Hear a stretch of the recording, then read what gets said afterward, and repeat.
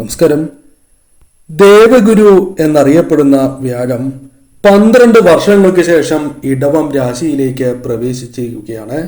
September 22-ന് ചന്ദ്രനും ഇതേ രാശിയിൽ തന്നെ വന്നെത്തി. അതിനാൽ തന്നെ ഈ ഏറ്റവും മംഗളകരമായ സംഗമത്തിലൂടെ മംഗളകരമായ ഗജകേസരി യോഗം രൂപാന്തരപ്പെട്ടിരിക്കുകയാണ്.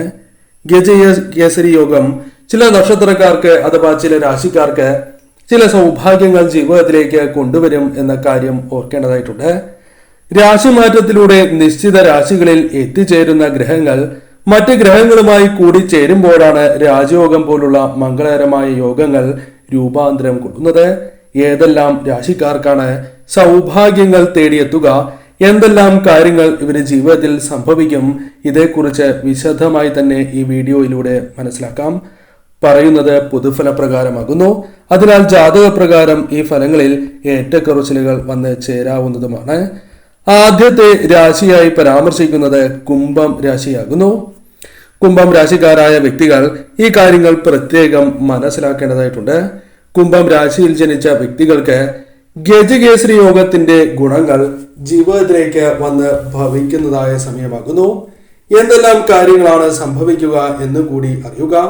ഈ രാജയോഗം കുംഭം രാശിയുടെ 4ാമത്തെ ഭാവത്തിലാണ് സൃഷ്ടിക്കപ്പെട്ടിരിക്കുന്നത്. അതുകൊണ്ട് തന്നെ ഈ സമയം ചില അത്ഭുതകരമായ നേട്ടങ്ങൾ, യോഗങ്ങൾ നിങ്ങളുടെ ജീവിതത്തിലേക്ക് കടന്നു വരും. ഈ സമയം സുഖ സൗകര്യങ്ങളും ഭൗതിക സുഖങ്ങളും നിങ്ങൾക്ക് അനുഭവിക്കാനുള്ള യോഗം കൈവരിക്കുവാൻ സാധിക്കും. അതിനാൽ കാര്യങ്ങൾ നിങ്ങൾക്ക് അനുകൂലമായി ഭവിക്കും എന്ന് നിസ്സംശയം പറയാം. കുടുംബത്തിൽ പല രീതിയിലുള്ള സുഖകരമായ അന്തരീക്ഷങ്ങളും വന്നു ചേരുവാനുള്ള സാധ്യതകൾ വളരെ കൂടുതലാകുന്നു. ഏറ്റവും അനുകൂലമായ കാര്യങ്ങൾ ജീവിതത്തിലേക്ക് വന്നു ചേരാം. കൂടാതെ ഈ സമയം സമൃദ്ധി, ഐശ്വര്യം തുടങ്ങിയ കാര്യങ്ങൾ ജീവിതത്തിലേക്ക് വന്ന് ചേരുവാനുള്ള സാധ്യതകൾ കൂടുതലാകുന്നു. ശുഭകരമായ വാർത്തകൾ നിങ്ങൾക്ക് ശ്രവിക്കുവാനുള്ള യോഗം വന്നു ചേരും. അത് സന്താനങ്ങളുമായി ബന്ധപ്പെട്ടാകാം. സന്താനങ്ങൾ അനുഭവിക്കുന്നതായ പ്രശ്നങ്ങൾ, അത്തരത്തിലുള്ള ദുരിതങ്ങൾ നിങ്ങൾക്ക് ഒഴിവാക്കുവാൻ സാധിക്കും. നിങ്ങൾ പ്രാർത്ഥിക്കുന്നവരാണ് എങ്കിൽ ആ പ്രാർത്ഥന ഫലം കാണാൻ പോകുന്നു എന്ന് തന്നെ പരാമർശിക്കാം. നിങ്ങളുടെ നിത്യവുമുള്ള പ്രാർത്ഥന ഈശ്വരൻ കേട്ടു എന്ന് തന്നെ പരാമർശിക്കാം. അത്രമേൽ അനുഗ്രഹങ്ങൾ ജീവിതത്തിലേക്ക് വന്നു ചേരാം. കാര്യങ്ങൾ നിങ്ങൾക്ക് അനുകൂലമായി ഭവിക്കും. ചെയ്യുന്ന പ്രവർത്തനങ്ങളിലൂടെ വിജയങ്ങൾ നേടുവാൻ നിങ്ങൾക്ക് സാധിക്കും.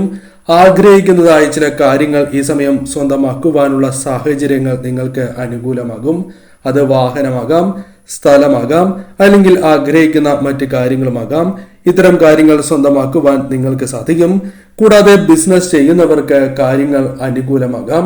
ജോലിയുമായി ബന്ധപ്പെട്ട് അനുഭവിക്കുന്നതായ ചില പിരിമുറുക്കങ്ങൾ, അത്തരം പ്രശ്നങ്ങൾ നിങ്ങൾക്ക് ഒഴിവാക്കുവാൻ സാധിച്ചു എന്ന് വരാം. പൊതുവെ അനുകൂലമായ ഫലങ്ങൾ ജീവിതത്തിലേക്ക് കടന്ന് വരാവുന്ന സമയം തന്നെയാണ് ഇത്. എന്നാൽ അനാവശ്യമായ ചില ചിന്തകൾ, നെഗറ്റീവായ ചിന്തകൾ നിങ്ങൾ മനസ്സിൽ നിന്നും ഒഴിവാക്കി മുന്നോട്ട് പോകേണ്ടത് അനിവാര്യം തന്നെയാകുന്നു. ഈ സമയം ഇഷ്ടദേവതയെ ഭജിക്കുന്നത് ഏറ്റവും ശുഭകരമാണ്. നിത്യവും വിളക്ക് തെളിയിച്ച് ഇഷ്ടദേവതയെ ഭജിക്കുകയും ഇഷ്ടദേവതാ ക്ഷേത്രത്തിൽ ദർശനം നടത്തുക. കൂടാതെ അടുത്തുള്ള ക്ഷേത്രത്തിൽ ഭാഗ്യസൂക്താർച്ചന നടത്തുന്നതും ഏറ്റവും വിശേഷം തന്നെയാകുന്നു. അതിനാൽ നിങ്ങളുടെ പേരിൽ ഈ ഒരു വഴിപാട് കൂടി നടത്തുവാൻ പ്രത്യേകം ശ്രദ്ധിക്കുക. മറ്റൊരു രാശിയായി പരാമർശിക്കുന്നത് മേടം രാശിയാണ്.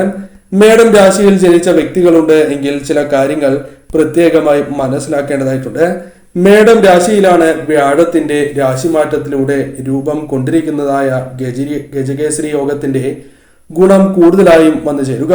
അഥവാ മറ്റു രാശിക്കാരെ അപേക്ഷിച്ച് കൂടുതൽ ഗുണകരമായ മാറ്റങ്ങൾ നിങ്ങളുടെ ജീവിതത്തിലേക്കാണ് കടന്ന് വരിക എന്ന് നിസ്സംശയം പറയാം.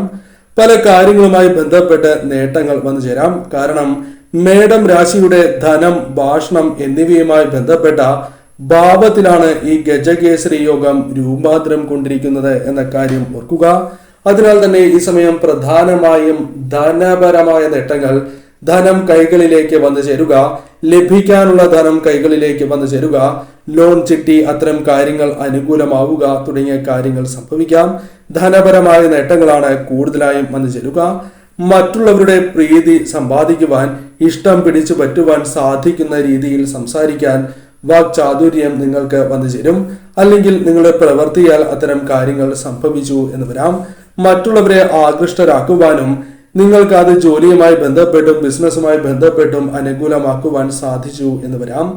ബിസിനസ്സുമായി ബന്ധപ്പെട്ട് പ്രവർത്തിക്കുന്നവരാണ് എങ്കിൽ നിങ്ങളുടെ ജീവിതത്തിൽ വന്നു ചേർന്നിരിക്കുന്നതായ ധനപരമായ ചില നഷ്ടങ്ങൾ, ധനപരമായ ആവശ്യങ്ങൾ നിറവേറ്റുവാൻ സാധിക്കുന്നതായ യോഗം ജീവിതത്തിലേക്ക് വന്നു ചേരാം. സാമ്പത്തികമായ ലാഭം നിങ്ങളുടെ ജീവിതത്തിലേക്ക് വന്നു ചേരാം. പല കാര്യങ്ങളിലും വിജയങ്ങൾ, അതേപോലെ സഫലത വന്നു ചേരുന്നതായ സമയമാകുന്നു. സമൂഹത്തിൽ ഈ രാശിക്കാർക്ക് സ്വീകാര്യത വർദ്ധിക്കുന്നതായ സമയമാകുന്നു. സ്ഥാനമാനങ്ങൾ ലഭിക്കുകയും ചെയ്യും. ബിസിനസ്സുമായി ബന്ധപ്പെട്ട് സാമ്പത്തികപരമായ ലാഭം നിങ്ങൾക്ക് കൈവരിക്കുവാൻ സാധിക്കും.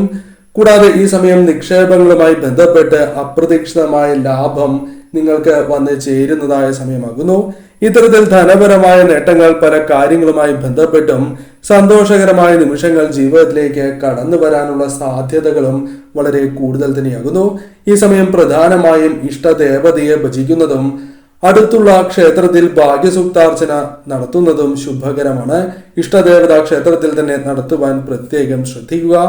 ഇഷ്ടദേവതാ ക്ഷേത്രത്തിൽ തീർച്ചയായും ദർശനം നടത്തുവാൻ നിങ്ങൾ പ്രത്യേകം ശ്രദ്ധിക്കേണ്ടതായിട്ടുണ്ട്. കാര്യങ്ങൾ നിങ്ങൾക്ക് പൊതുവിൽ അനുകൂലം തന്നെയാകുന്നു. മറ്റൊരു രാശിയായി പരാമർശിക്കുന്നത് കന്നി രാശിയാകുന്നു.